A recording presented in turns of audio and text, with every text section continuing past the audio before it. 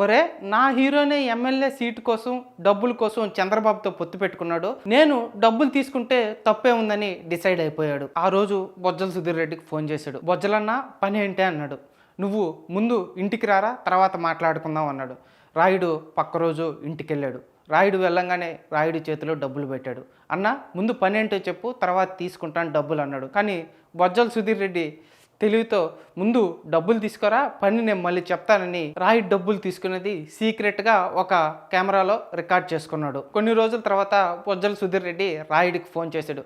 రాయుడు ఇంటికి రారా అని. రాయుడు బొజ్జల సుధీర్ రెడ్డి ఇంటికి వెళ్ళాడు. అన్న పని ఏంటి అన్నాడు. ఏమీ లేదురా, సింపుల్, బెడ్రూమ్లో కెమెరాలు పెట్టి రికార్డ్ చేయాలన్నాడు బొజ్జల సుధీర్ రెడ్డి. అన్న తను నాకు సొంత అక్క లాంటిది, ఈ పని నేను చేయనని వెంటనే లేచి వెళ్ళిపోయాడు రాయుడు. పక్క రోజు వచ్చి అన్న ఇదిగో నీ దగ్గర తీసుకున్న డబ్బులని బొజ్జల సుధీర్ రెడ్డికి తిరిగి ఇచ్చేసాడు. ఒరే రాయుడు, నువ్వు నా దగ్గర తీసుకున్న డబ్బులు అన్నీ కెమెరాలో రికార్డ్ చేస్తున్నాయి, ఇదిగోరా వీడియోస్ అని రాయుడికి చూపించాడు. నువ్వు నేను చెప్పిన పని చేయకపోతే ఈ వీడియోస్ జనసేన పార్టీ వాళ్ళకి ఇస్తాను అని బొజ్జల సుధీర్ రెడ్డి రాయుడిని బ్లాక్మెయిల్ చేశాడు.